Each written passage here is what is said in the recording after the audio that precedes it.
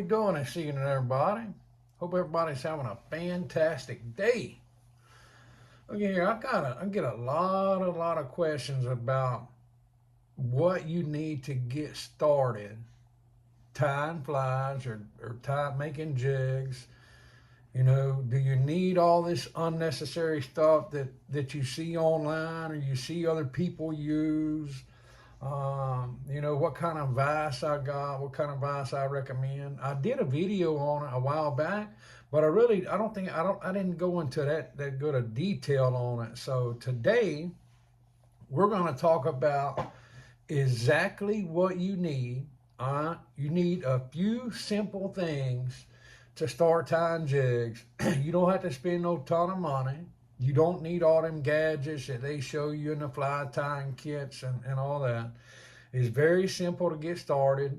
A few little products and you can be on your way to tying jigs like a pro, y'all. All right, first and foremost, you're going to need you a vise. All right, mine is a Peak rotary vise. All right, I do have some modifications on mine. All right, it is on a pedestal. All right, I got a waste basket. This handle right here is not factory. That's an add-on. The little adapter right here is an extension. So Peak rotary vices, they're awesome, y'all. I take this everywhere I go, to shows, to tournaments, all over the place. And I have a ton of vices that I've collected over the years, and Peak is by far my favorite. Now, they are a little on the expensive side. You know, you can get upwards to $300 in one, you know, with all accessories. But it's something that's going to last you a lifetime. All right. Now, this here is about, oh Lord, it's old, y'all. This is a Griffin Odyssey. All right. Now, this sucker just clamps to your table. Clamps basically to anywhere you go. Clamp to your kitchen table or clamp to a desk, wherever you want it to go. All right, you can raise that sucker up and down. You can do whatever you want to do. And this is a true rotary vise as well. Now, I have some that I modified the handle, you know, to make it a little easier to turn. All right, and you can do that as well, or you can leave it just how it is. I mean, you can see it rotates fine. It's just a little awkward on your hand, but it does work perfect. And I've tied thousands of jigs with this vise, y'all.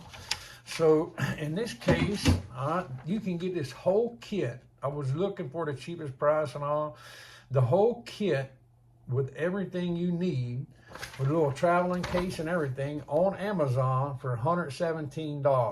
All right, it comes with a Griffin Odyssey. The vise, it comes with your scissors, it comes with your bobbin, your thread holder, your bobbin holder, come with scissors. Like I say, it comes with everything that you need to get started. I don't see a whip finisher on there. That's something that I don't see. And it doesn't say anything about having it. But anyway, that's the Griffin Odyssey starter kit. They do have some made by Colorado Angler that are good kits as well. And I have one of those too. I should have brought it out. I just was in a hurry and I didn't. But anyway, look here. The only things you need, guys and gals, to get started tying these jigs, number one is a vise. Number two is a thread holder, otherwise known as a bobbin. All right. They make several style bobbins. They make it with the brass ends. That's where your thread goes. Or they make them with the rubber ends. You see that? Your thread goes right in there. The rubber ends, to me, they hold the thread a little bit better. That way it does not free spool. Okay? Me personally, I use both of them on a daily basis. I probably got 100 of them. Me personally, I like the rubber ones, because they keep a good hold on that spool. That way it's just not free spooling on me as I'm wrapping. Now, when you get this bobbin holder, it's going to be very tight. I mean, it's going to be tight. When you spread it apart to put your thread in there, you're going to be like, man, this sucker you know, is gonna break. But no, y'all, it's designed like that. It's designed to be very tight. That way it keeps a good hold on your thread, okay? So you can spread it apart as far as you want. It's not gonna break, y'all. All right? Over time, you may have to close it back in, you know, to tighten the tension on your spool of thread. All right? So that's number 2, all right? Your vise and your bobbin holder, all right? Then you need a whip finisher unless you want to do it by hand. You can do it by hand. I do it every single day. It's a lot easier to teach with this whip finisher, okay? It's hard to teach, you know, over a video using my hand. I do use my hand every single day, but I do these videos with this whip finisher because it's way easier for people getting started to learn it, okay? All right. Now, that's number 3, your whip finisher. Number 4, guys and gals, a good pair of scissors, okay? I use these Singer brands. They're from Hobby Lobby. They're like $5 or $6. I know they're kind of funny colors. You know, they're for like a kid or something, but I love them. They are my favorite scissors, and I'm telling you, I got thousands of pair of scissors, y'all. Any kind you can imagine. I got some I paid $30, $40 for over the years, but these are my favorite ones by far. Okay, it's number 4 right there, guys and gals. Number 5, you do not have to have it, but if you want to get into like painting your jig heads and all that, I recommend getting you a pair of forceps. All right, that way you can clamp down on your jig head just like that when you go to paint it. I do not want paint on my eye. That is the way I paint all my jig heads. All right, and you see how it turns out. I don't have any paint on my eye, absolutely none.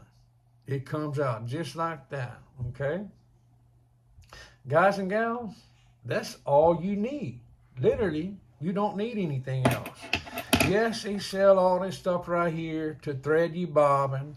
I will demonstrate how that works, but I'm going to show you the way I do it. Some people may say, oh, you crazy, but look, this is designed to go right in the end of your bobbin, all right? Then you stick, it's got to open.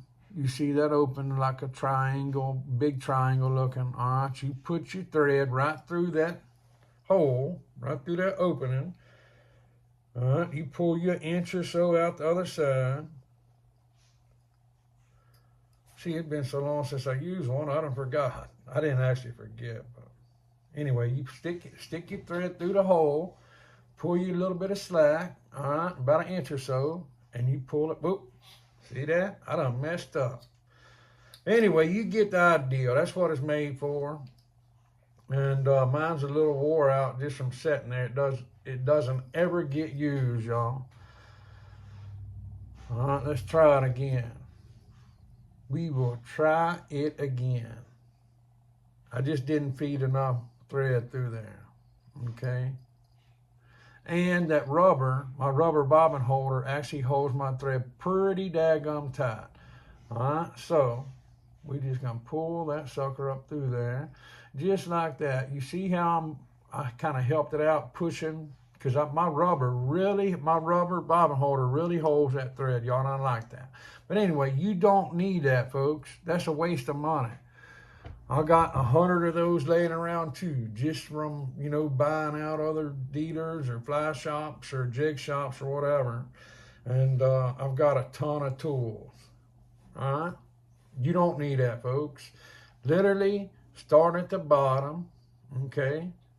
Start at the bottom, insert your thread right into that hole at the bottom, okay? And just kind of feed it up. My hands are kind of wet. I was just in the kitchen a minute ago. My hands are kind of wet, so wet hands and threads don't go together. Insert it in the bottom, just start pushing up, okay? Pushing up. Then I take my mouth, suck the thread right through there. You see that? You don't need all that stuff. That costs you $4 or $5, however much you're gonna pay for that. You do not need that, folks. So that's all you need, guys and gals. A good vise, your bobbin holder, your whip finisher, a good pair of scissors, and if you're going to do your painting and stuff, a good pair of forceps, and you are done, folks. That is literally it. Look at here. We'll start. Look at that. We're just going to start wrapping. Have a little tagline. See what I'm talking about?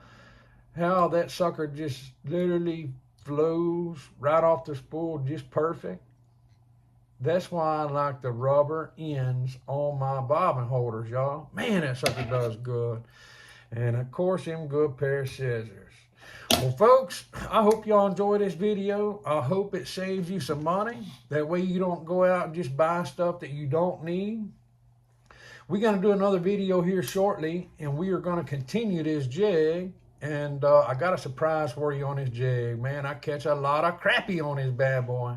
But anyway, folks, honestly, that is all you need. Don't go out and spend no ton of money because you don't need it, folks. This is all you need to get started. Now, you know, once you advance, you start doing some different things. You may need a few more little things, but to start tying regular crappie jigs like you see me tie every day on here, this is all you need, folks.